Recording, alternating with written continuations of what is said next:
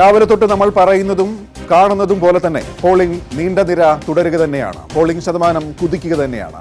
എങ്ങനെയാണ് ഓരോ മണ്ഡലങ്ങളിലെയും പോളിംഗ് ശതമാനം വളരെ വിശദമായി തന്നെ നമ്മൾ പരിശോധിക്കുന്നു. തിരുവനന്തപുരം 62.93% ഒടുവിൽ. ഇപ്പോൾ മനസ്സിലാക്കുന്നതനുസരിച്ചിട്ട് ഇത് 1 മണിക്കൂർ മുമ്പത്തെയാണ്. ഇനിയും ഓരോ മിനിറ്റിലും എന്ന വണ്ണം ഇപ്പോൾ അപ്ഡേഷൻസ് വന്നുകൊണ്ടേയിരിക്കുന്നു. തിരുവനന്തപുരം 62.93%. വൈകുന്നേരം 4 മണി വരെയുള്ള അവസ്ഥ നമ്മൾ നോക്കുകയാണെങ്കിൽ, അങ്ങനെയാണെങ്കിൽ കഴിഞ്ഞ പ്രാവശ്യം 70% താഴെയായിരുന്നു. 68%-ഓളമായിരുന്നു തിരുവനന്തപുരത്തെ പോളിംഗ്. ഇതിപ്പോൾ 6 മണി വരെ കഴിഞ്ഞിട്ടാണ്. ഇതിപ്പോൾ വൈകുന്നേരം 4 മണിയാകുമ്പോൾ തന്നെ 62% എന്ന് പറഞ്ഞാൽ തിരുവനന്തപുരം കഴിഞ്ഞ പ്രാവശ്യത്തെ പോളിംഗിനേക്കാൾ ഉയർന്ന രീതിയിലേക്ക് പോളിംഗ് പോകും എന്ന് തന്നെ വ്യക്തമാക്കുന്നു. നേരത്തെ നമ്മൾ സൂചിപ്പിച്ചതുപോലെ തന്നെ തിരുവനന്തപുരത്തിന് ഉച്ചയ്ക്ക് ശേഷം കൂടുതൽ ആൾക്കാർ വോട്ട് ചെയ്യുന്ന ഒരു പാറ്റേൺ ഉണ്ട്. അത് തീരമേഖലയിലാണ്. തീരമേഖലയിൽ രാവിലെ മത്സ്യബന്ധനത്തിന് പോയതിനു ശേഷം വീണ്ടും ഉച്ചയ്ക്ക് ശേഷം വന്ന് വോട്ടിംഗ് ചെയ്യുന്ന രീതി പൂന്തറടക്കമുള്ള ഭാഗങ്ങളിലും വിവിധ ഭാഗങ്ങളിൽ നമ്മൾ കാണുന്നതാണ്. അതുകൊണ്ട് തന്നെ ഈ ഉച്ചയ്ക്ക് ശേഷം ഇതിനു മുമ്പുള്ള തെരഞ്ഞെടുപ്പിൽ സംഭവിച്ചതുപോലുള്ള ഒരു വോട്ടിംഗ് പാറ്റേൺ സംഭവിച്ചു കഴിഞ്ഞാൽ കഴിഞ്ഞ പ്രാവശ്യത്തേക്കാൾ വളരെയേറെ ശതമാനം കൂടും തിരുവനന്തപുരത്തിന്റെ കാര്യത്തിൽ. ഇപ്പോൾ തന്നെ 62.93% കാണിക്കുന്നത്. ആറ്റിങ്ങലും കഴിഞ്ഞ പ്രാവശ്യം 70-ൽ താഴെ ശതമാനം കാണിച്ച ഇടമായിരുന്നു. നമ്മൾ പ്രധാനമായും ശ്രദ്ധിക്കേണ്ടത് ശക്തമായ പോരാട്ടം നടക്കുന്നു എന്ന് നമ്മൾ കരുതുന്ന ശക്തമായ പ്രചാരണങ്ങൾ ഉണ്ടായിരുന്ന ഇടങ്ങളിലൊക്കെ തന്നെ വലിയ തോതിൽ പോളിംഗ് പാറ്റേൺ കാണിക്കുന്നുണ്ട്. ഈ മണിക്കൂറുകളിലും തുടക്കം തൊട്ട് തന്നെ രാവിലത്തെ പ്രധാന ആ മണിക്കൂറുകളിൽ, തുടക്കത്തെ മണിക്കൂറുകളിൽ പലയിടത്തും വോട്ടിംഗ് മെഷീൻ തകരാറായിരുന്നു. വിവിധ രീതിയിലുള്ള കൺഫ്യൂഷനുകൾ ഉണ്ടായിരുന്നു. അതുകൊണ്ട് ആദ്യഘട്ടത്തിലൊന്ന് താളം തെറ്റി. ആ താളം തെറ്റിന്റെ തുടർച്ചയാണ് പിന്നീട് ഉണ്ടായതും. അതുകൊണ്ട് തന്നെ 6 മണിക്ക് തന്നെ പോളിംഗ് തീരുമോ എന്ന് ഇപ്പോഴും ഉറപ്പൊന്നുമില്ല. പലയിടങ്ങളിലും നീണ്ട ക്യൂ ഉണ്ട്. നമുക്ക് ഓരോ റിപ്പോർട്ട്മാരിലേക്ക് വരാം, അപ്പോൾ നമുക്ക് മനസ്സിലാവും. വിവിധ ഇടങ്ങളിൽ വളരെ നീണ്ട ക്യൂ ഉണ്ട്. അതുകൊണ്ട് 6 മണി കഴിഞ്ഞും പോളിംഗ് തുടർന്നേക്കാം. ഏതായാലും നിലവിലെ സാഹചര്യത്തിൽ 4 മണി വരെയുള്ള പോളിംഗ് ശതമാനം ഔദ്യോഗികമായി നമുക്ക് മനസ്സിലാവുമ്പോൾ ആറ്റിങ്ങൽ 63.84%. ആറ്റിങ്ങലും കഴിഞ്ഞ പ്രാവശ്യം 70%-ൽ താഴെ പോളിംഗ് രേഖപ്പെടുത്തിയിടാണ്. ആറ്റിങ്ങൽ ഇപ്രാവശ്യം അതിശക്തമായ മത്സരം നടന്നിരുന്നു, അതിശക്തമായ ക്യാമ്പയിൻ നടന്നിരുന്നു. അതിൻ്റെ ഒരു പ്രതിഫലനം ഈ 4 മണി വരെയുള്ള നമ്മുടെ ശതമാന കണക്ക് നോക്കുമ്പോൾ കാണാനുണ്ട്. കാരണം 4 മണിക്കുള്ളിൽ തന്നെ 63% പേർ വോട്ട് ചെയ്ത് കഴിഞ്ഞു എന്ന് പറഞ്ഞാൽ ഇനിയുമുണ്ട് 2 മണിക്കൂറുകൾ, ചിലപ്പോൾ 2-ലേറെ മണിക്കൂറുകൾ. അതുകൊണ്ട് തന്നെ സ്വാഭാവികമായും ഈ പെർസെൻറ്റേജ് ഇനി എത്ര കണ്ട് ഉയരുന്നു എന്നുള്ളതാണ്. കഴിഞ്ഞ പ്രാവശ്യം 70-ൽ താഴെയായിരുന്നു, 70-ൽ കൂടുമോ എന്നുള്ളത് ശ്രദ്ധേയമായി കാണണം. ഈ കൂടുന്നത് ആർക്ക് അനുകൂലമാവും പ്രതികൂലമാവും എന്നൊക്കെയുള്ള വിലയിരുത്തലിന് നിലവിൽ പ്രസക്തിയൊന്നുമില്ല. കാരണം വോട്ടിംഗ് ശതമാനം വളരെയേറെ കൂടുകയാണെങ്കിൽ അതൊരു സ്വിങ്ങിൻ്റെ ലക്ഷണമാണ് എന്നുള്ളതാണ് ഇത്രയും കാലത്തെ തെരഞ്ഞെടുപ്പ് ചരിത്രത്തിൽ നിന്ന് നമുക്ക് മനസ്സിലായിട്ടുള്ളത്. അത് ഏത് ഭാഗത്തേക്കാണ് ആ തരംഗം പോകുന്നത് എന്ന് പ്രവചിക്കുക അസാധ്യവും. ഏതായാലും ജനം തീരുമാനിച്ചുറച്ച് വോട്ട് ചെയ്യാൻ വരുന്നു വിവിധ ഇടങ്ങളിൽ എന്ന് വ്യക്തം. കൊല്ലത്തിലേക്ക് വന്നു കഴിഞ്ഞാൽ കൊല്ലം 63.21%. കൊല്ലത്തെ പാറ്റേൺ എടുത്ത് നോക്കുകയാണെങ്കിലും കൊല്ലം രാവിലെ മുതൽ തന്നെ ആദ്യഘട്ടങ്ങളിൽ തന്നെ ഈ മറ്റ് മണ്ഡലങ്ങളെ അപേക്ഷിച്ച് തിരുവനന്തപുരത്തിൻ്റെയോ ആറ്റിങ്ങലിൻ്റെയോ അത്ര ഒരു ശുഷ്കാന്തി ആദ്യ മണിക്കൂറുകളിൽ കാണിച്ചിരുന്നില്ല. അതിന് വിവിധ കാരണങ്ങളുണ്ടായേക്കാം. എന്നിരുന്നാൽ തന്നെയും അത് കഴിഞ്ഞ് 12 മണിയോടുകൂടി, 2 മണിയോടുകൂടി, 4 മണിയോടുകൂടി ആ പാറ്റേൺ മാറുകയായിരുന്നു. 4 മണിയോടുകൂടി തന്നെ പിന്നെ ഇടയ്ക്ക് ഉച്ചയ്ക്ക് ഒരു ചെറിയ മന്ദഗതി ഉണ്ടായി. അതിനുശേഷം പിന്നെ ശക്തമായ പോളിംഗ് തന്നെയായിരുന്നു. ഏതായാലും കൊല്ലം 63% എന്ന് പറഞ്ഞു നിൽക്കുന്നുണ്ട്. സ്വാഭാവികമായും തിരുവനന്തപുരത്തിൻ്റെ അത്ര ഉച്ചയ്ക്ക് 2 മണി വരെ തിരുവനന്തപുരത്തിൻ്റെ അത്ര ശതമാനം കൊല്ലത്തിനുണ്ടായിരുന്നില്ല. പക്ഷേ ഉച്ചയ്ക്ക് ശേഷം വന്ന കണക്കുകൾ വ്യക്തമാക്കുകയാണെങ്കിൽ കൊല്ലം ഇപ്പോൾ തിരുവനന്തപുരത്തെക്കാളും മുകളിലേക്ക് വന്നിരിക്കുന്നു. പത്തനംതിട്ട ശക്തമായ മത്സരം നടന്നിരുന്നു. ഉച്ചയ്ക്ക് 2 മണി വരെ പത്തനംതിട്ടയും കോട്ടയുമായിരുന്നു ശതമാന കണക്കിൽ ഏറ്റവും മുമ്പിലുള്ളത്. ഒരു 2 പോയിന്റ് വ്യത്യാസത്തിൽ കോട്ടയും പത്തനംതിട്ടയും തമ്മിൽ ശതമാന കണക്കിൽ വളരെയേറെ മുൻപന്തിയിലുണ്ടായിരുന്നു. 1-ാം സ്ഥാനം പത്തനംതിട്ടയ്ക്ക്, കോട്ടയത്തിന് എന്നുവരെ പറയാവുന്ന അവസ്ഥയായിരുന്നു ഒരു 1 മണി 2 മണി വരെ ഉണ്ടായിരുന്നത്. പക്ഷേ അതിനുശേഷം സംഭവിച്ചത് തിരുവനന്തപുരത്തിൽ അത്ര തന്നെ ഇപ്പോഴും എത്താൻ കഴിഞ്ഞുള്ളൂ. അതായത് ഉച്ചയ്ക്ക് ശേഷം രാവിലത്തെ ആ ഒരു മൊമെൻറ്റം ഉച്ചയ്ക്ക് ശേഷം ഉണ്ടായില്ല എന്ന് വേണം മനസ്സിലാക്കാൻ. ഇതിപ്പോൾ വെയിലിൻ്റെ ചൂട് കൂടിയതുകൊണ്ട് ആൾക്കാർ എത്താൻ കുറയുന്നതായിരിക്കാം, അല്ലെങ്കിൽ ഉച്ചഭക്ഷണത്തിന് വേണ്ടി നിന്നതായിരിക്കാം. അതിനുശേഷം ഒരു 3 മണിക്ക് ശേഷം ആൾക്കാർ എത്രമാത്രം ഒഴുകി എന്നതിൻ്റെ കണക്ക് പൂർണ്ണമായ ചിത്രം വരാനിരിക്കുന്നതേ ഉള്ളൂ. എന്നിരുന്നാൽ തന്നെയും ഉച്ചവരെ പത്തനംതിട്ട എന്ത് പാറ്റേണിലാണോ വോട്ട് ചെയ്തിരുന്നത് അത് ഒരു ചെറിയ മന്ദഗതിയിലേക്ക് പോവുകയും പിന്നീട് അത് ഇപ്പോൾ കൂടിക്കൊണ്ടിരിക്കുകയും ചെയ്യുന്ന അവസ്ഥയിലാണ്. എന്നാലും 62% എത്തിയിട്ടുള്ളൂ. പത്തനംതിട്ടയും കഴിഞ്ഞ പ്രാവശ്യം അതിശക്തമായ പോരാട്ടം നടന്നൊരിടമല്ല. കഴിഞ്ഞ പ്രാവശ്യം 70-ൽ താഴെ ശതമാനം മാത്രമേ കഴിഞ്ഞ പ്രാവശ്യവും പോളിംഗ് രേഖപ്പെടുത്തിയിട്ടുള്ളൂ. പക്ഷേ ഇപ്രാവശ്യം അതിശക്തമായൊരു പോരാട്ടമാണ് അവിടെ നടക്കുന്നത്, ത്രികോണ മത്സരമാണ് അവിടെ നടക്കുന്നത് എന്ന പ്രതീതിയാണുള്ളത്. അങ്ങനെയാണെങ്കിൽ സ്വാഭാവികമായും 70-ന് മുകളിലേക്ക് പോകണം. 70-ന് മുകളിൽ എവിടെ വരെ പോകും എന്നുള്ളതും കണ്ടറിയണം. 70-ന് മുകളിൽ പോകണമെങ്കിൽ ഈ മണിക്കൂറുകളിൽ 62 പര്യാപ്തമാണ്. ഇനിയും 2 മണിക്കൂറിൻ്റെ റിസൾട്ട് വരാനുണ്ട്. റിസൾട്ടല്ല, ശതമാന കണക്ക് വരാറുണ്ട്. അതുകൊണ്ട് തന്നെ 70-ന് മുകളിലേക്ക് പത്തനംതിട്ടയും പോയേക്കാം എന്നുള്ള സൂചന തന്നെയാണ് നൽകിയിരുന്നത്. ആദ്യ മണിക്കൂറുകളിൽ ഒരു വോട്ടിംഗ് പാറ്റേൺ വെച്ച് നോക്കിയാൽ പത്തനംതിട്ട 75% വരെ കടക്കുമോ എന്ന് തോന്നിച്ചിരുന്നു. പക്ഷേ ഇപ്പോൾ 62 വരും മണിക്കൂറുകളാണ് നമ്മുടെ ആ സംശയത്തിന് ഇനി ഉത്തരം നൽകാനുള്ളത്. മാവേലിക്കരയുടെ പാറ്റേൺ വളരെ കൃത്യമായിരുന്നു. ആദ്യ മണിക്കൂറുകളിൽ തന്നെ വ്യക്തമായ പോളിംഗ് ശതമാനം രേഖപ്പെടുത്തിയിരുന്നു. അതിനുശേഷം ഉച്ചയ്ക്ക് ശേഷമാവട്ടെ ആ ഒരു ശതമാന കണക്ക് കൃത്യമായി തന്നെ ആദ്യം വരുന്ന ഓരോ മണിക്കൂറിലും ഒരു 8-9% ഓരോ മണിക്കൂറിലും മാറ്റം നമ്മൾ കണ്ടുകൊണ്ടിരുന്നത്. അതുപോലെ തന്നെ തുടർച്ചയായി പോയിരുന്നു. 63% ഇവിടെ രേഖപ്പെടുത്തുന്നു. അതായത് പറഞ്ഞു വരുന്നത് ആറ്റിങ്ങലിലും മാവേലിക്കരയിലുമാണ് തെക്കൻ മേഖലകളിൽ ഇപ്പോൾ ഏറ്റവും കൂടുതൽ ശതമാനം രേഖപ്പെടുത്തിയിരുന്നത്. ആദ്യം അതായത് 2 മണിക്കൂർ മുമ്പേ അങ്ങനെയായിരുന്നില്ല. 2 മണിക്കൂർ മുമ്പേ തിരുവനന്തപുരത്തും പത്തനംതിട്ടയിലുമായിരുന്നു ഏറ്റവും കൂടുതൽ ശതമാനം രേഖപ്പെടുത്തിയിരുന്നത്. ഇപ്പോൾ ഒരേ ഒരു ശതമാനം ഒരു വലിയ റെലവൻ്റ് ആയിട്ടുള്ള ഒരു ശതമാനം ഒന്നുമല്ലാതെ എന്നാലും ഒരേ ഒരു ശതമാനം തിരുവനന്തപുരത്തെക്കാളും പത്തനംതിട്ടയെക്കാളും ശക്തമായ ത്രികോണ മത്സരം നടക്കുന്ന വലിയ തോതിൽ ക്യാമ്പയിൻ നടത്തപ്പെട്ടിട്ടുള്ള തിരുവനന്തപുരത്തെക്കാളും പത്തനംതിട്ടയെക്കാളും ഇപ്പോൾ ഈ മണിക്കൂറിൽ കൂടുതൽ ശതമാനം കാണിക്കുന്നത് ആറ്റിങ്ങലും കൊല്ലത്തും മാവേലിക്കരയുമാണ്.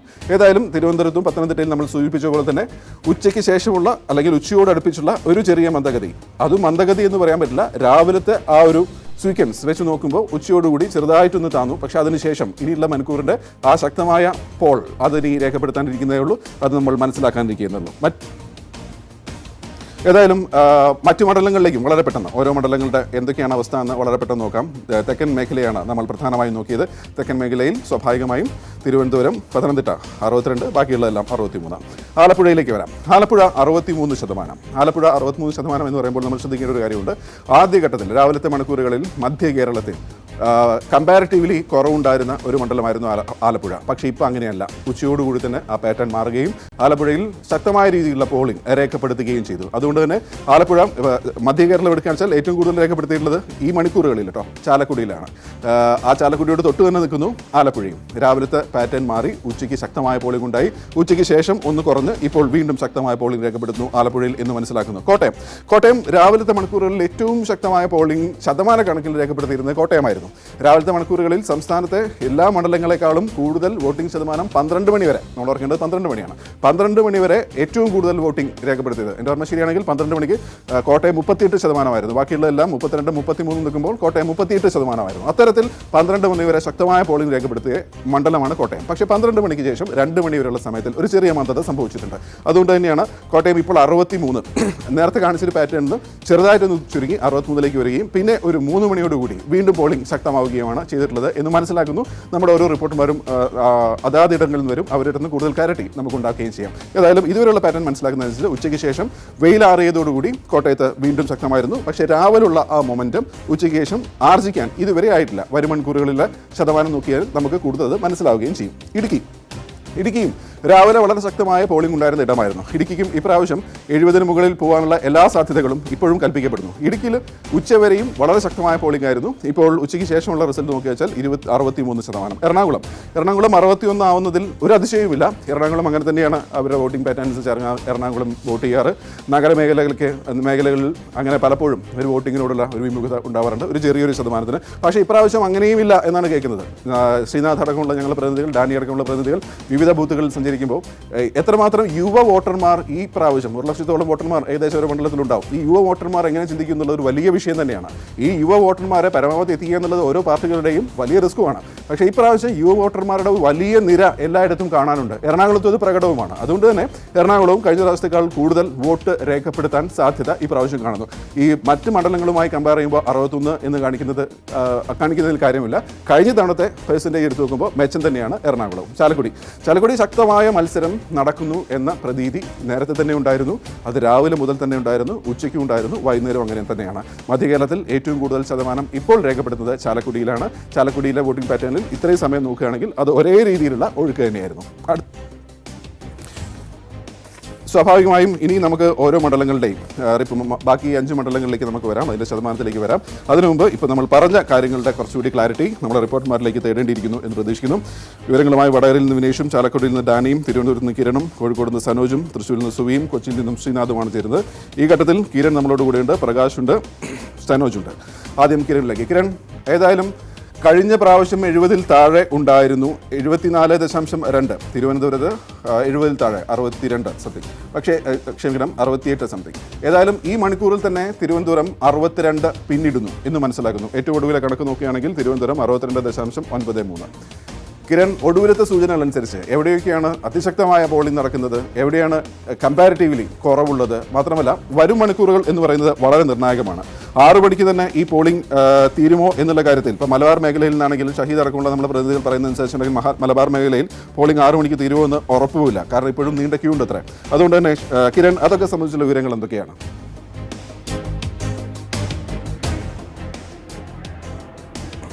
ഗോപി, കഴിഞ്ഞ തവണ ഉണ്ടായിരുന്ന 68.76% നിന്ന് ഇത്തവണ മുകളിൽ പോകും എന്നതിന് യാതൊരു സംശയവുമില്ല. നമ്മളിപ്പോൾ പറഞ്ഞ ഈ 62% കണക്ക് 1 മണിക്കൂർ മുമ്പുള്ള കണക്കാണ്.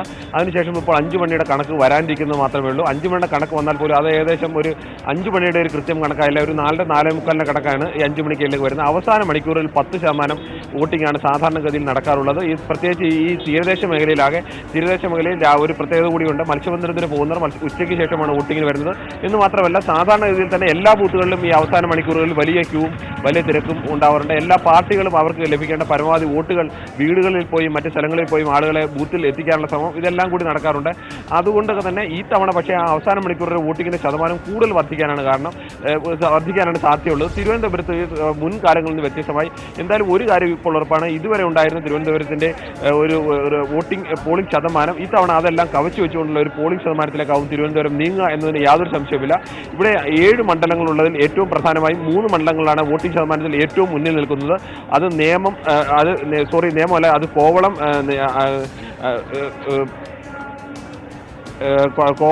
കോവളം, നെയ്യാറ്റിൻകര തുടങ്ങിയ മണ്ഡലങ്ങളാണ് ഏറ്റവും കൂടുതൽ പോളിംഗ് ഇതുവരെ രേഖപ്പെടുത്തിയിട്ടുള്ളത്.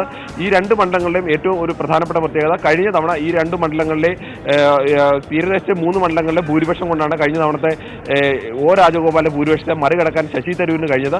എന്നാൽ മറ്റ് നഗരമണ്ഡലങ്ങളിൽ ഇപ്പോൾ ഏറ്റവും കുറവ് നിൽക്കുന്നത് കഴക്കൂട്ടം മണ്ഡലമാണ്, അത് കഴിഞ്ഞാൽ തിരുവനന്തപുരം മണ്ഡലമാണ്. പക്ഷേ കഴക്കൂട്ടം, തിരുവനന്തപുരം മണ്ഡലങ്ങളും ഈ മണ്ഡലങ്ങളും തമ്മിലുള്ള വ്യത്യാസം ഏകദേശം 2-3% വോട്ടിൻ്റെകളുടെ വ്യത്യാസം മാത്രമാണുള്ളത്. അവിടെയും ഏകദേശം വലിയ തോതിൽ പോളിംഗ് നടക്കുന്നുണ്ട്. സാധാരണഗതിയിൽ വട്ടിയൂർക്കാവ് അടക്കമുള്ള മണ്ഡലങ്ങൾ, തിരുവനന്തപുരം അടക്കമുള്ള മണ്ഡലങ്ങൾ പോളിംഗിൽ വളരെ പിന്നോക്കം പോകുന്ന നഗരമണ്ഡലങ്ങളാണ്. കഴക്കൂട്ടം അത്തരത്തിൽ വളരെ പിന്നോക്കം പോകുന്ന മണ്ഡലമാണ്. അവിടെ പോലും ഇപ്പോൾ പോളിംഗിൽ വലിയ രീതിയിലുള്ള വർധനവ് ഉണ്ടായിരിക്കുന്നു. എന്നാൽ അതിനനുസരിച്ചുള്ള അതിലും വലിയ വർധനമാണ് ഈ തീരദേശ മണ്ഡലങ്ങൾ ഉണ്ടായിരിക്കുന്നത്. ഈ തീരദേശ മണ്ഡലങ്ങളുടെ വർധനവ് തുടക്കം മുതൽ തന്നെ എല്ലാ ബൂത്തുകളിലും വലിയ രീതിയിലുള്ള ക്യൂ തുടക്കം മുതൽ തന്നെ ഉണ്ടായിരുന്നു. ഇതിന് ഒരു പ്രധാനപ്പെട്ട ഒരു കാരണം കൂടിയുണ്ട്. ഓരോ പാർട്ടിയും വളരെ ചിട്ടയായ ഒരു പ്രവർത്തനമാണ് തിരുവനന്തപുരത്ത് നടത്തിയത്. തുടക്കത്തിൽ ആദ്യം 1-2 ആഴ്ച മാത്രമാണ് UDFന്റെ ഭാഗത്തു നിന്ന് അത്തരം ഒരു പ്രവർത്തനം നടക്കാതിരുന്നത്. അതിനുശേഷം UDFും ആ തരത്തിൽ തന്നെ ഒരു പ്രവർത്തനത്തിലേക്ക് തന്നെ നീങ്ങിയിട്ടുണ്ട്. അതോടൊപ്പം തന്നെ തിരുവനന്തപുരത്തെ നിർണായകമായ സാമുദായിക സംഘടനകൾ, ഈ സാമുദായിക സംഘടനകളെല്ലാം അവസാന ഘട്ടത്തിൽ ഏതെങ്കിലും ഒരു കക്ഷിക്ക് അനുകൂലമായ വ്യക്തമായ നിലപാടുകൾ എടുത്തിട്ടുണ്ട്. ഇതും ഒരു പരിധിവരെ ഇത്തരത്തിൽ പോളിംഗ് ശതമാനം ഉയരുന്നതിന് കാരണമായിട്ടുണ്ട്. BJP പ്രധാനമായും കാണുന്നത് കഴിഞ്ഞ തവണ പരാജയപ്പെടാനുള്ള പ്രധാനപ്പെട്ട കാരണം ഈ 3 മണ്ഡലങ്ങൾ, തീരദേശത്തുള്ള 3 മണ്ഡലങ്ങൾ, അല്ലെങ്കിൽ തിരുവനന്തപുരത്ത് നഗരമണ്ഡലമാണെങ്കിലും തിരുവനന്തപുരത്തിന്റെ ഒരു ഭാഗം തീരദേശ മേഖലയാണ്. ഈ മേഖലകളിലുള്ള വോട്ടിലുള്ള വലിയ വ്യത്യാസം, ഈ വ്യത്യാസം പരമാവധി കുറയ്ക്കാൻ വേണ്ടിയുള്ള പ്രവർത്തനമാണ് അവർ പ്രധാനമായും നടത്തുന്നത്. ഈ മണ്ഡലങ്ങളിലെ മറ്റൊരു പ്രത്യേകത, കോൺഗ്രസും CPM-ഉം തമ്മിൽ, ഇടതുമുന്നണിയും UDFും LDFും തമ്മിലുള്ള വോട്ടിംഗ് ശതമാനത്തിന്റെ വ്യത്യാസം വളരെ കുറവ് മാത്രമായിരുന്നു. UDFിനായിരുന്നു ഈ 3 മണ്ഡലങ്ങളിലും 1ാം സ്ഥാനം കിട്ടിയത്. UDFും BJPയും തമ്മിലുള്ള വോട്ടിംഗ് ശതമാനത്തിലെ വലിയ വ്യത്യാസം കൊണ്ടാണ് ഈ മണ്ഡലങ്ങളെല്ലാം UDFിന് മുന്നിലെത്താൻ കഴിഞ്ഞത്. മറ്റ് 4 മണ്ഡലങ്ങളിലെ ണെങ്കിൽ സ്വാഭാവികമായിട്ടും വരും മണിക്കൂറുകളിൽ പോളിംഗ് ശതമാനം വളരെയേറെ കൂടാൻ, കഴിഞ്ഞ പ്രാവശ്യത്തെക്കാളും എന്തായാലും കൂടാൻ സാധ്യതയുണ്ട്. ഇപ്പോൾ കിരൺ നിൽക്കുമ്പോൾ ഫ്രെയിമിലും നമ്മൾ കണ്ടു, പിന്നിൽ വലിയ തോതിൽ സ്ത്രീ വോട്ടർമാരുടെ സാന്നിധ്യമുണ്ട്. നേരത്തെ അരുൺ നിൽക്കുന്ന ബൂത്തുകളിലാണെങ്കിലും അതുപോലെ തന്നെ സാന്നിധ്യമുണ്ട്. തിരുവനന്തപുരത്തെ സ്ത്രീ വോട്ടർമാരുടെ എണ്ണം കൂടുക എന്ന് പറയുന്നത് സ്വാഭാവികമായും ഒരു ഫാക്ടറായി തന്നെ നമ്മൾ ഈ മണിക്കൂറിൽ കാണേണ്ടതാണ്. അതിൻ്റെ വിലയിരുത്തലൊക്കെ രാഷ്ട്രീയക്കാർ നടത്തട്ടെ. എന്നിരുന്നാൽ തന്നെയും തിരുവനന്തപുരത്ത് സ്ത്രീകളുടെ വോട്ടുകൾ അല്ലെങ്കിൽ സ്ത്രീ വോട്ടർമാരുടെ വലിയ നീണ്ട നിര ഉണ്ടോ എന്നുള്ളത് ഒരു ഫാക്ടർ തന്നെയാണ്. ആ ഫാക്ടർ ഇപ്പോഴും അതുപോലെ തന്നെ നിലനിൽക്കുന്നു. ഇപ്പോൾ അറിയാൻ കഴിയുന്ന ഒരു വിവരം, കാസർഗോഡ് ഒരു ബൂത്തിൽ വോട്ടെടുപ്പ് നിർത്തിവെച്ചു എന്നുള്ളതാണ്. കാറ്റും മഴയും കാരണം നിർത്തിവെച്ചു എന്ന് മനസ്സിലാക്കുന്നു. ബൈജു ആണ് ഇപ്പോൾ കാസർഗോഡ് ചേരുന്നത്. ബൈജു, എന്താണ് അവിടുത്തെ അവസ്ഥ? ഗോപി, ബിരിക്കുളം ആണ് വേനൽ മഴയ്ക്കൊപ്പം വീശിയടിച്ച കാറ്റിൽ പോളിംഗ് ബൂത്ത് പ്രവർത്തിച്ചിരുന്ന AEP സ്കൂളിന്റെ ഓട് തകർന്ന് 3 പേർക്ക് പരിക്കേറ്റിരിക്കുന്നത്. ഇവിടെ വോട്ടിംഗ് യന്ത്രം ഉൾപ്പെടെ ഉള്ള സാമഗ്രികൾ മുഴുവൻ വെള്ളത്തിൽ ഒലിച്ചു പോകുന്ന ഒരു അവസ്ഥ വന്നു. ഇതേ തുടർന്ന് ഇവിടെ ഇപ്പോൾ പോളിംഗ് നിർത്തിവെച്ചിരിക്കുകയാണ്. 4 മണിയോടെയായിരുന്നു ഈ സംഭവം നടന്നത്. വലിയ തോതിലുള്ള കാറ്റും മഴയുമാണ് ഇപ്പോൾ മലയോര മേഖലകളിൽ ഉണ്ടായിരിക്കുന്നത്. ഗോപി, ബൈജു പറഞ്ഞതനുസരിച്ച് കാസർഗോഡ് ഒരു മണ്ഡലത്തിൽ ഇപ്പോൾ ബൈജു, ഒരു സംശയം കൂടി, ഇതിപ്പോൾ നിർത്തിവെക്കുകയെ പുനരാരംഭിച്ചു കഴിഞ്ഞാലും 6 മണിക്ക് ശേഷവും വോട്ടർമാരുണ്ടെങ്കിൽ അവർക്ക് വോട്ട് ചെയ്യാം അല്ലേ? തീർച്ചയായും ഗോപി, അങ്ങനെയാണ്. പക്ഷേ ഇപ്പോഴും ശക്തമായ കാറ്റും മഴയുമാണ്. ഒരു മേൽക്കൂര അങ്ങനെ തന്നെ താഴെ പതിച്ച ഒരു അവസ്ഥയിലാണ് ഇപ്പോൾ ഈ സ്കൂൾ ഉള്ളത്. അതുകൊണ്ട് തന്നെ ഇവിടെ ഇപ്പോൾ എന്തായാലും ഇന്ന് ഇനി തുടർന്ന് പോളിംഗ് നടത്താനാവില്ല എന്ന ഒരു സ്ഥിതിയാണ് നിലനിൽക്കുന്നത്. അതുകൊണ്ട് തന്നെ ജില്ലാ കളക്ടർ ഇവിടെ പോളിംഗ് മാറ്റിവെച്ചതായും അറിയിച്ചിരിക്കുന്നു. ഗോപി, യെസ്, കാസർഗോഡ് ഒരു ബൂത്തിൽ പോളിംഗ് മാറ്റിവെച്ചിരിക്കുന്നു. അതാണ് ഒടുവിലത്തെ വാർത്ത. കാസർഗോഡ് കനത്ത കാറ്റും മഴയും കാരണം. കാലാവസ്ഥാ വകുപ്പ് നേരത്തെ പ്രവചിച്ചിരുന്നതാണ് വിവിധയിടങ്ങളിൽ ഉച്ചയ്ക്ക് ശേഷം ശക്തമായ കാറ്റിനും മഴയ്ക്കും ഇടിമിന്നലും സാധ്യതയുണ്ടെന്ന്. അതിന്റെ പേരിൽ ഒരു സ്ഥലത്ത് ഇപ്പോൾ മാറ്റിവെച്ചു എന്ന് റിപ്പോർട്ട് ചെയ്യപ്പെടുന്നത് കാസർഗോഡാണ്. കാസർഗോഡ് ഒരു ബൂത്തിൽ കനത്ത മഴയെയും കാറ്റിനെയും തുടർന്ന് ഇന്നത്തെ പോളിംഗ് മാറ്റിവെച്ചിരിക്കുന്നു. ബൈജു, ഒരു സംശയം കൂടി, ഈ ബൂത്തിൽ രാവിലെ തൊട്ട് വളരെ ശക്തമായ പോളിംഗ് നടന്ന ഒരിടം കൂടിയാണോ? തീർച്ചയായും മടിക്കി പഞ്ചായത്തിന്റെ ഭാഗങ്ങളിൽപ്പെടുന്ന ബിരിക്കുളം പ്രദേശമാണിത്. ശക്തമായ പോളിംഗ് നടന്ന ഒരു പ്രദേശം കൂടിയാണ്. 180-ാം ബൂത്താണ് ഇപ്പോൾ ഇതിന്റെ ബൂത്തിലാണ് ഇപ്പോൾ മുകൾ ഭാഗത്ത് പൂർണ്ണമായും തകർന്നു വീണിരിക്കുന്നത്. അതോടൊപ്പം തന്നെ 3 വോട്ടർമാർക്കും പരിക്കേറ്റിട്ടുണ്ട്. ഇവിടെ വോട്ട് ചെയ്യാനെത്തിയ 3 പേർക്ക് പരിക്കേറ്റിട്ടുണ്ട്. ഈ ഒരു സാഹചര്യത്തിൽ കൂടിയാണ് ഇങ്ങനെ ഒരു തീരുമാനമെടുത്തതെന്നാണ് അറിയാൻ സാധിക്കുന്നത്. ഇപ്പോഴും ഈ പ്രദേശങ്ങളിൽ വലിയ തോതിലുള്ള കാറ്റും മഴയും അനുഭവപ്പെട്ടുകൊണ്ടിരിക്കുകയാണ്. ഗോപി, യെസ്, താങ്ക്സ്, നന്ദി ബൈജു. ഇപ്പോൾ കാസർഗോഡ് ബിരിക്കുളത്ത് ഒരു ബൂത്തിലെ തെരഞ്ഞെടുപ്പ് മാറ്റിവെച്ചിരിക്കുന്നു. ശക്തമായ കാറ്റും മഴയും കാരണം അതിൽ 7 പേർക്ക് മേൽക്കൂര ഇടിഞ്ഞു വീണ പരിക്കുണ്ട് എന്ന് പറയുന്നു. ആദ്യമായാണ് ഒരു ബൂത്തിലെ പോളിംഗ് ഇപ്പോൾ ഈ തെരഞ്ഞെടുപ്പിൽ ഇതുവരെ കേട്ടാൽ വെച്ച് ആദ്യമായാണ് ഒരു തെരഞ്ഞെടുപ്പിലെ ഒരു ബൂത്തിൽ വോട്ടെടുപ്പ് മാറ്റിവെക്കുന്നത്. അതിൻ്റെ വിശദാംശങ്ങൾ ഇനി തെരഞ്ഞെടുപ്പ് കമ്മീഷൻ തരികയും വേണം. ഏതായാലും നേരത്തെ കാലാവസ്ഥാ വകുപ്പ് സൂചിപ്പിച്ച പോലെ തന്നെ വിവിധ ഇടങ്ങളിൽ മഴ പെയ്യാൻ സാധ്യതയുണ്ടെന്ന്, ഉച്ചയ്ക്ക് ശേഷം സാധ്യതയുണ്ടെന്ന് പറയുന്നു. കാസർഗോഡ് മാത്രമാണ് മഴ കാരണം ഇപ്പോൾ ഒരു പ്രശ്നം ഉണ്ടായിട്ടുള്ളത്. ബാക്കിയിടത്ത് മഴയുണ്ട്, അല്ലെങ്കിൽ മഴ മേഘങ്ങളുണ്ട്, പക്ഷേ പ്രശ്നങ്ങളൊന്നും ഇതുവരെ ഉണ്ടായിട്ടില്ല. നമ്മുടെ റിപ്പോർട്ടർമാരിലേക്ക് ഇത് പിന്നെ പോകാം, ഓരോ മേഖലയിലേക്ക്. നേരത്തെ കിരൺ സൂചിപ്പിച്ചു തിരുവനന്തപുരത്ത് നിന്ന്. ഇനിയിപ്പോൾ ഉള്ളത് കോഴിക്കോട് നിന്ന് സനോജുണ്ട്, കൊച്ചിയിൽ നിന്ന് പ്രകാശുണ്ട്.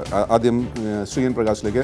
പ്രകാശ്, സ്വാഭാവികമായും നമ്മൾ നേരത്തെ നമ്മുടെ ശതമാന കണക്കുകൾ നോക്കുമ്പോൾ കൊച്ചി മധ്യ കേരളത്തിൽ കമ്പയർ ചെയ്യുമ്പോൾ ചാലക്കുടി 64%, പക്ഷേ കൊച്ചി 61.39, സംതിങ്, ഏതായാലും 62-നോട് അടുക്കുന്നു.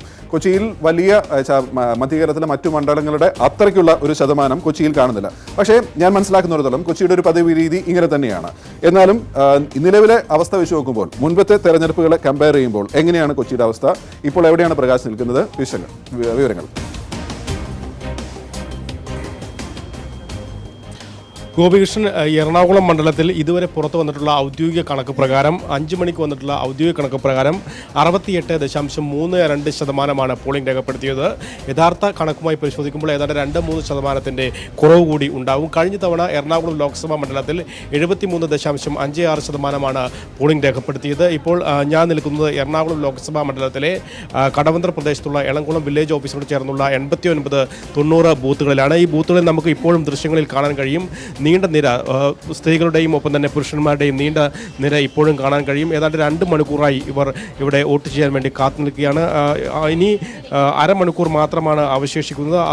അതിനുള്ളിൽ തന്നെ വോട്ട് ചെയ്ത് പൂർത്തിയാക്കാൻ കഴിയുന്ന സാഹചര്യം ഈ ബൂത്തിൽ എന്തായാലും ഇല്ല. അതുകൊണ്ട് 6 മണിക്ക് ശേഷവും ഇവിടെ വോട്ടിംഗ് തുടരേണ്ട സാഹചര്യം ഉണ്ടാവും. രാവിലെ മുതൽ തന്നെ കടുത്ത മത്സരം നടക്കുന്ന എറണാകുളം ലോക്സഭാ നിയോജക മണ്ഡലത്തിൽ പോളിംഗ് ബൂത്തുകളിൽ നീണ്ട നിര തന്നെ കാണാൻ കഴിയുമായിരുന്നു. അതിരാവിലെ തന്നെ നീണ്ട നിര പല ബൂത്തുകളിലും ദൃശ്യമായിരുന്നു. യുവാക്കളും കന്നി വോട്ടർമാരും അടക്കമുള്ളവരുടെ നീണ്ട നിര തന്നെ കാണാൻ കഴിയുമായിരുന്നു. CPM-ൻ്റെയും ഒപ്പം തന്നെ കോൺഗ്രസിൻ്റെയും BJP-യുടെയും അഭിമാന പോരാട്ടമാണ് എറണാകുളത്ത് നടക്കുന്നത്. അതുകൊണ്ട് തന്നെ പാർട്ടി പ്രവർത്തകരെല്ലാം തന്നെ കഴിയുന്നത്ര തങ്ങളുടെ വോട്ടുകൾ ഉറപ്പിക്കുന്നതിനുള്ള തിരക്കിലാണ്. അവസാന നിമിഷം ഇപ്പോഴും പോളിംഗ് ബൂത്തിലെത്താത്ത വോട്ടർമാരെ തേടി പിടിച്ച് അവരെ ഫോണിലും മറ്റും ബന്ധപ്പെട്ട് ഉടൻ തന്നെ ബൂത്തിലെത്തിക്കാനുള്ള തിരക്ക് കൂടി ഇപ്പോൾ കാണുന്നുണ്ട്. ഈ 89-90 ബൂത്തുകളിലായി സ്ത്രീകളുടെയും പുരുഷന്മാരുടെയും നീണ്ട നിര ഇപ്പോഴും അവശേഷിക്കുകയാണ്. ഏതായാലും 6 മണിക്ക് ഈ ബൂത്തിൽ പൂർണ്ണമായും പോളിംഗ് പൂർത്തിയാകാൻ സാധ്യതയില്ല. ക്യൂവിൽ നിൽക്കുന്നവർക്ക് 6 മണിയായാലും അതിനുശേഷവും വോട്ട് ചെയ്യാനുള്ള അവസരം നൽകണം. അതുകൊണ്ട് 6 മണിക്ക് ശേഷവും ഇവിടെ പോളിംഗ് തുടരാനാണ് സാധ്യതയുള്ളത്. കഴിഞ്ഞ തവണത്തെ പോളിംഗ് ശതമാനത്തെക്കാൾ കൂടുതൽ പോളിംഗ് ശതമാനം എറണാകുളം ലോക്സഭാ മണ്ഡലത്തിൽ ഇക്കുറി രേഖപ്പെടുത്തും എന്നത് ഏതാണ്ട് ഉറപ്പായി കഴിഞ്ഞിരിക്കുന്നു. യെസ്, പ്രകാശ്, നമുക്ക് ആ ദൃശ്യങ്ങൾ തന്നെ വളരെ വ്യക്തമാണ്. പ്രകാശ് സൂചിപ്പിച്ച പോലെ 6 മണിക്ക് ഈ ബൂത്തുകളിലൊന്നും തെരഞ്ഞെടുപ്പ് തീരും എന്ന് നമുക്ക് പ്രതീക്ഷിക്കുന്നില്ല. നേരത്തെ കോഴിക്കോട് നിന്ന് നമ്മൾ കണ്ടപ്പോഴും ഇതുപോലെ, തിരുവനന്തപുരത്ത് ഇപ്പോൾ നമ്മൾ കണ്ടപ്പോഴും ഇതുപോലെ നീണ്ട നിരയുണ്ടായിരുന്നു. പ്രകാശ് പറഞ്ഞനുസരിച്ചാണെങ്കിൽ 1.5 മണിക്കൂറോളമായി ക്യൂ നിൽക്കുന്ന ആൾക്കാരുണ്ട്. അപ്പോൾ ഇനിയും ആൾക്കാർ വരികയാണെങ്കിൽ 6 മണിയോടുകൂടി തന്നെ പോളിംഗ് തീരുക എന്നുള്ളത് സംഭവ്യമല്ല. ഏതായാലും എറണാകുളത്തിൻ്റെ ഒടുവിലത്തെ നമ്മൾ കാണിച്ച കണക്കിന് അപ്ഡേഷൻ ഉണ്ടെന്നാണ് പ്രകാശ് പറയുന്നത്. 68% എറണാകുളത്തെ പോളിംഗ്. അത് ശക്തമായ പോളിംഗ് തന്നെയാണെന്ന് നമുക്ക് പറയേണ്ടി വരും. ഇനിയും ഇത്രയും വലിയ നീണ്ട ക്യൂ ആണ് നോക്കുകയാണെങ്കിൽ ഇനിയും റിസൾട്ട് ശതമാനം പെർസെൻറ്റേജ് ഇനിയും കൂടാനും സാധ്യതയുണ്ട്. അപ്പോൾ പറഞ്ഞു വരുന്നത് എറണാകുളത്തും വളരെ ശക്തമായ പോരാട്ടം നടക്കുന്നു എന്ന് തന്നെയാണ്. വളരെ ശക്തമായ രീതിയിൽ തന്നെ പോളിംഗ് പുരോഗമിക്കുന്നു. അങ്ങനെ നോക്കുകയാണെങ്കിൽ സംസ്ഥാനത്തൊട്ടാകെ തന്നെ ശക്തമായ പോളിംഗ് തന്നെയാണ് ഈ മണിക്കൂറുകളിൽ രേഖപ്പെടുന്നത്. ആകെ കാസർഗോഡ് ഒരു മണ്ഡലത്തിൽ മാത്രമാണ് മഴ കാരണം തെരഞ്ഞെടുപ്പ് മാറ്റിവെച്ചിട്ടുള്ളത്. രാവിലെ തെരഞ്ഞെടുപ്പ് യന്ത്രങ്ങളുടെ ചില കൺഫ്യൂഷൻ ഉണ്ടായിരുന്ന കാരണം ഒന്ന് മന്ദഗതിയിലോ അല്ലെങ്കിൽ ആശയക്കുഴപ്പമോ ഉണ്ടായെങ്കിലും അതിനുശേഷം ആ വോട്ടിംഗ് പാറ്റേൺ അതിൻ്റെ മൊമെൻറ്റം വീണ്ടെടുക്കുകയും വളരെ ശക്തമായ രീതിയിൽ വോട്ടിംഗ് പാറ്റേൺ മുന്നോട്ട് പോവുകയും ചെയ്യുന്നു. കഴിഞ്ഞ പ്രാവശ്യത്തെ ശതമാനമായ 74.2 അത് മറികടക്കും എന്ന് തന്നെയാണ് സൂചന.